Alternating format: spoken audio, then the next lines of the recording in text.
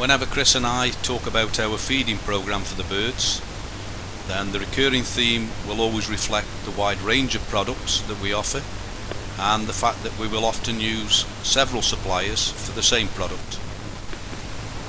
Our thinking behind this, quite simply, is we all put our faith in the suppliers, but with the best will in the world, they could have contaminated product either during the production or preparation process, or more likely, with seed being transported around the world, there's always the opportunity for contamination in transit. So by adopting our strategy, what we hope to do is limit any adverse effects there could be on the birds by ensuring it could only ever be one small part of the overall feeding program that could be affected either by a single product or one particular type of seed.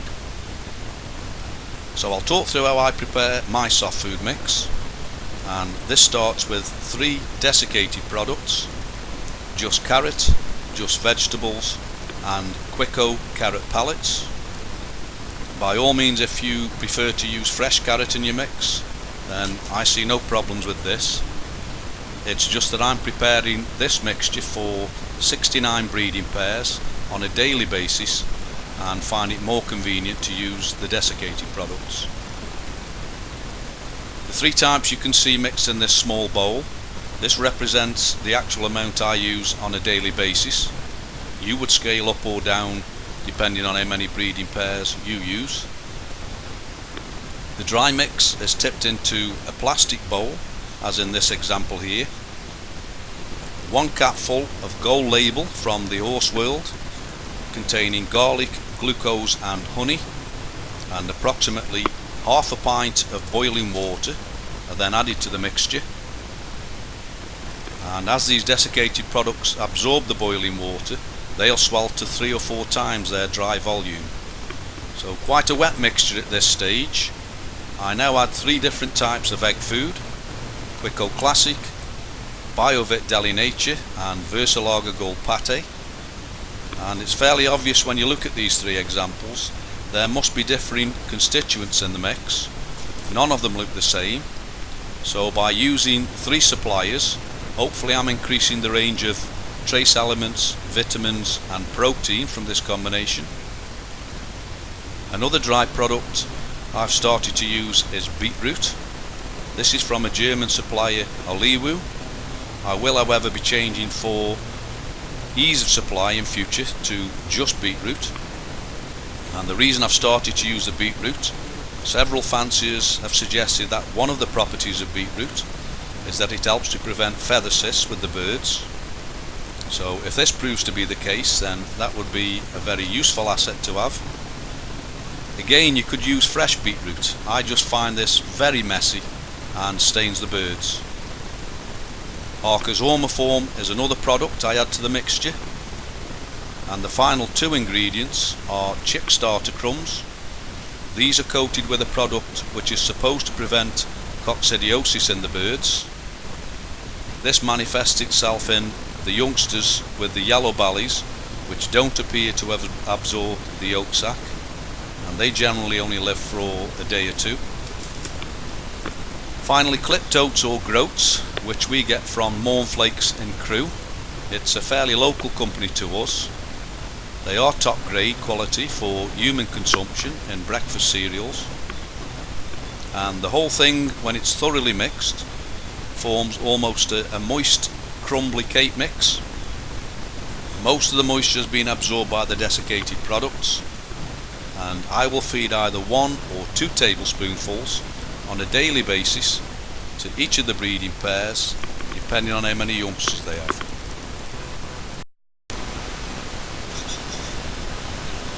One of the ways that Chris and I vary the birds' diet is by soaking some of the seeds that we offer them, allowing the seeds to germinate and then feeding back this sprouted seed mixture.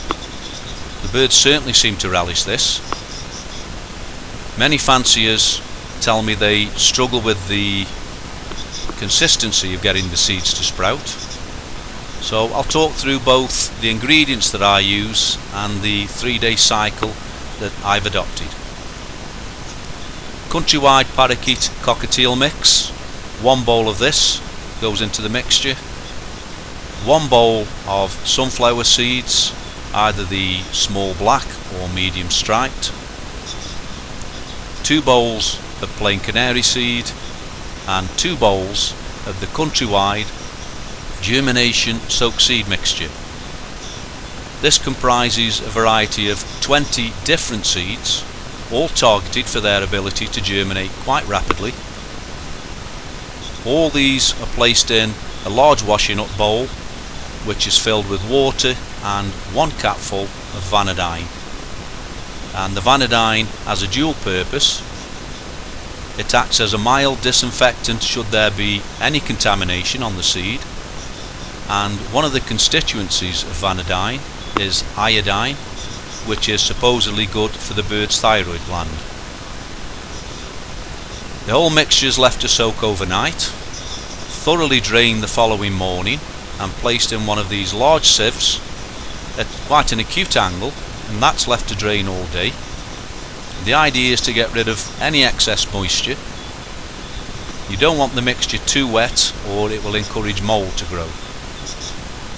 It's then placed between 2 towels overnight, and finally it goes in an airing cupboard for 24 hours. This has come out of the airing cupboard this morning, and if you look quite closely you can see there's a very high success rate of seed germination. The germination of the seed has now changed the constituencies. There is now starch and other carbohydrates that have generated by the sprouting action, and each breeding cage has a large spoonful of this on top of the mixture and 2 large handfuls in all the flights on a daily basis. Continuing the theme of using several suppliers for the similar products, I have 2 main dry seed mixtures that are available in each of the breeding cages.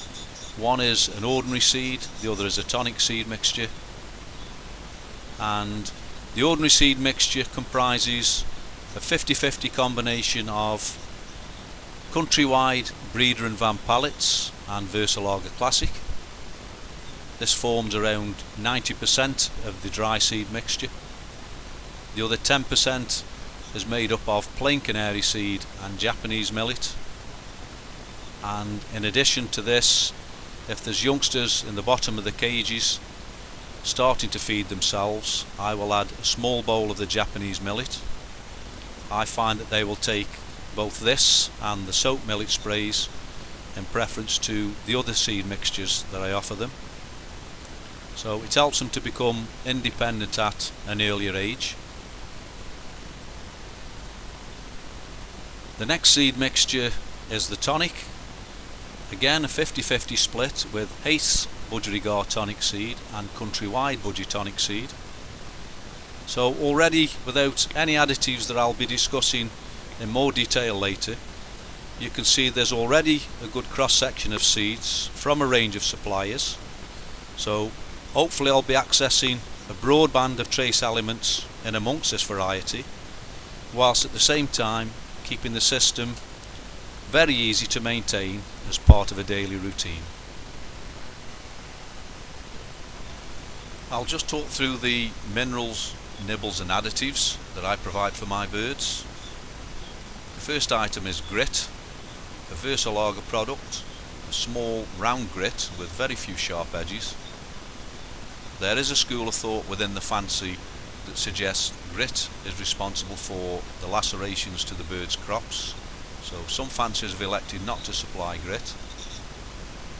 I feel, however, that science has indicated that the birds do require grit in the gizzard to help with the seed grinding process, so I supply it all year round. On top of the grit I will sprinkle granulated charcoal from Eighths, a mixture of sunflower seeds, small black, medium striped and sunflower hearts, and the particular interest with the sunflower seed when the hens are coming into breeding condition, and particularly just before they commence laying a clutch of eggs, they actively seek out and dramatically increase their intake of all these oil-based seeds. We have very few problems with hens going egg-bound over a breeding season. I'm convinced this is one of the contributory factors that prevents this problem. The minerals, quite a few ideas that we've pinched from the pigeon world. There's Kilpatrick's iodized minerals, the black one, Murphy's minerals, and a natural block which crumbles quite nicely in the mix. To that I add naff seaweed and just seaweed for the iodine content. The whole thing is mixed in this plastic bowl. That mixture would last me 7 to 10 days and is presented to the birds in a finger drawer. Again, they will dramatically alter their intake of these minerals throughout the breeding cycle, peaking just before the hens commence laying again.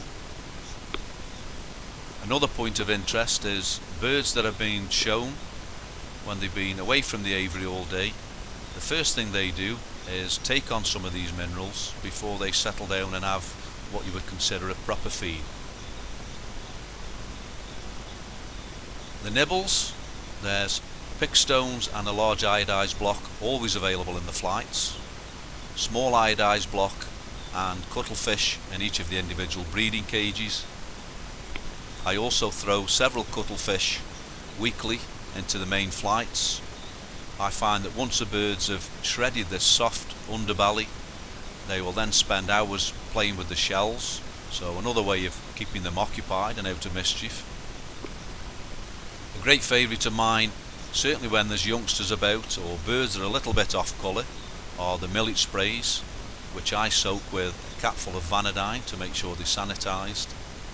And green food is available every day of the year, either watercress as in this example or chickweed when it's in season. Additives to the water. The one that I do on a weekly basis is calcium. The example here in the green bottle is a Quico product, but I also have used Calcivet and Calciform with equal success. The phials that you see are a Blue Merle product. They are homeopathic, so in theory you couldn't overdose the birds. I use these as a preventative program to boost the bird's immunity system. I administer it before the breeding season starts to get optimum breeding fitness, then at either monthly or quarterly periods as directed throughout the season, just to top up their immune system. I found the company very helpful. If you have a specific problem, then they have a massive range of products and they will suggest a recovery program for you. The Top S or Tailwind in the large phial, that's a powdered vitamin which you can sprinkle on top of the soft food, and it helps to maintain the weight on the youngsters when they're going through that weaning process, that first few weeks when they're away from the parents. So everything I've talked about is presented to the birds in 3 main bowls in each of the individual breeding cages. The dry seed mix of 50-50 Countrywide and Versa Lager. On top of that goes 1 spoonful of the soft food mix, 1 spoonful of the soak seed mix and the greens. The 50-50 tonic, Countrywide and Eighths, has 1 to 2 spoons of the cereal protein mix, depending on the bird's intake when they're feeding chicks, and the grit with charcoal and sunflower. If there are youngsters out of the breeding boxes in the bottom of the cages, then an additional bowl of the Japanese millet and half a soaked millet spray. I find the youngsters take these more readily than the other seed mixtures, and the iodine, cuttlefish and mineral mixture are the final elements of my feeding program, available throughout the breeding season.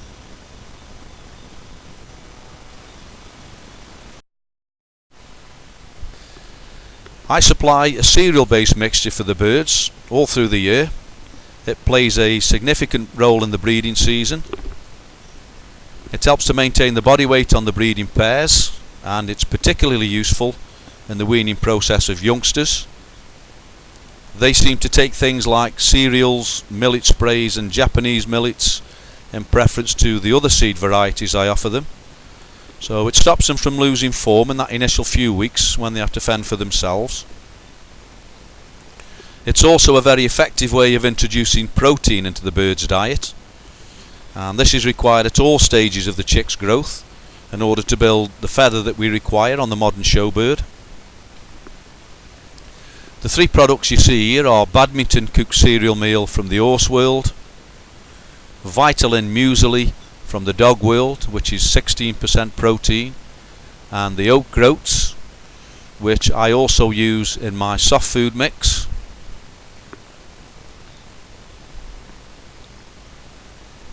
To that I add the Deli Nature. This is a mixture of wild seeds that have been harvested in Belgium, and this is a direct substitute for me not being able to collect the wild seeds throughout winter in England. That's a product from Byers. Nature's Feast is an high energy supplement typically used for the wild birds to stop them losing weight during winter, and it works just as effectively with our chicks. And in equal measures, the whole thing is mixed in a washing up bowl, as you can see here, and that mixture would probably last about 7 to 10 days. Each day I will put either 1 or 2 spoonfuls, depending if there's youngsters in the cages. That goes on top of the tonic seed, one of the bowls we use in every breeding cage. And I've talked quite a lot now about the range of products that I make available to my birds, and even though I don't think we could ever hope to match the range of seeds and trace elements that the wild birds have in their natural environment, I do feel it's important that we offer as wide a variety as you find practicable. And it's certainly taken me quite a few years to arrive at this breeding program, so I wouldn't advocate somebody changing everything that they do and trying to adopt everything that I do. You'd probably do more harm than good. But certainly if you feel there's merit in any of the individual things that I do, I'm certain you're using similar products anyway. But introduce one thing at a time. Start with the youngsters. They seem a bit more amenable to change than the adults. And watch the droppings. If they become loose or scoured, it's an indication that you've probably overdone something.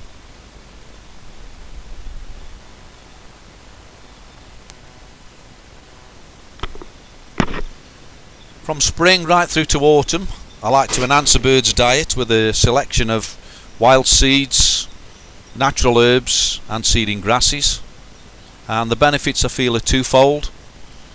There's the nutritional value of adding natural foods to the diet, and just as important are the therapeutic aspects. The birds spend literally hours rooting through the seed heads and shredding the stalks, playing with the stalks, etc. And at a time when I've probably got the most birds in the flight, it's a welcome distraction. It prevents a lot of the quarrelling that can occur. The first plant we're looking at here is the dandelion, and I feed this at several stages of its growing cycle, starting with the tender young leaves, roots and all. I throw the whole plant into the aviary, and a little later on I will use the clocking heads, probably March to April. Once we've had a few days of sunshine, the heads do clock in numbers, so I will feed bags full of these.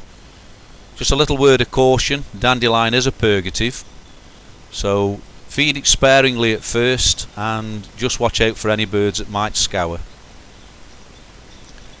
Chickweed is another plant that's available from March right through to autumn really. It may disappear if you get a prolonged dry spell, but certainly if you know anybody that does any amount of gardening, there's usually a good source of chickweed to be had. And one of the things I like about chickweed, if there's any signs of contamination, the chickweed turns yellow very quickly, so it's quite easy to see whether you've got a good healthy source of chickweed. My favourite by far are the seeding grasses, and from mid-June right the way through to August I'll feed great arms full of these. And the three types you see here, the one on the left I've been feeding for several weeks already. The one in the middle is just starting to ripen and is available now. And the third variety will be available in approximately 2 to 3 weeks time. So by using the three different types, I'll probably get an 8 to 10 week spread. And certainly while I'm using these, the aviary smells like a meadow itself. So it's certainly my favourite time of the year.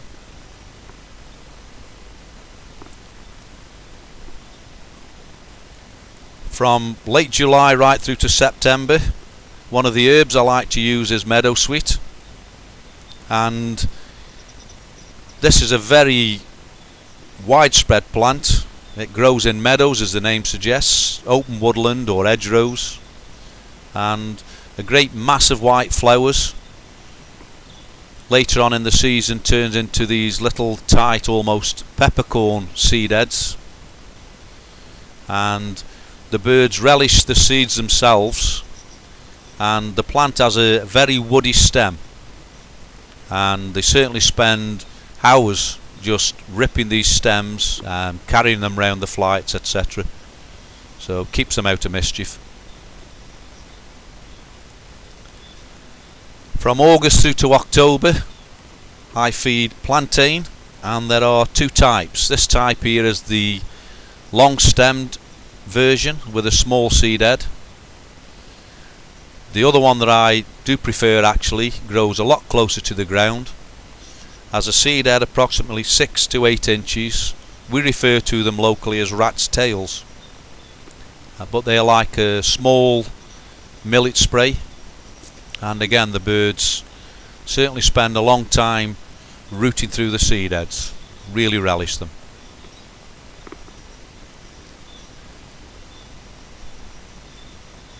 From August to October I'll use the hardheads. This lavender flower, as it progresses through the season, turns into these little brown capsules, and they are absolutely packed full of almost like a milky white canary seed.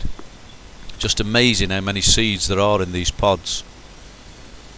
And the great favourite of the British bird breeders, and on many occasions I've seen goldfinches, flocks of goldfinches feeding from these, and our birds relish them just the same. And again, quite a woody stem, so it keeps them occupied. The south thistle, the small yellow flowers you see here, I use these quite similar to dandelions, and again it can have a bit of a purging effect on the birds, so to be used sparingly. But south thistle from August to October, along with other plants such as shepherd's purse, persicaria, these were all plants used in herbal remedies in times gone by, superseded obviously by the more modern medicines, but they have the values nonetheless. And these are the pioneering plants. They will lie fallow in ground for decades really, and then as soon as the ground's turned over, ploughed, that sort of thing, then they will grow profusely. The persicaria grows like a carpet of pinky, fleshy seed heads containing black rape seeds, and again, when these are available, I'll feed these in great armfuls as well. The final plant that I use, I would say from August right the way through to October, are the seeding docks. These, along with apple branches, I use to try and bring the birds into condition. And I find if the ends are really getting absorbed in shredding these plants and shredding the apple branches, then it's a fair indication that they want to be paired up, and it also stops them doing too much damage to the shed itself. Not quite ripe, the seeding docks, this example here.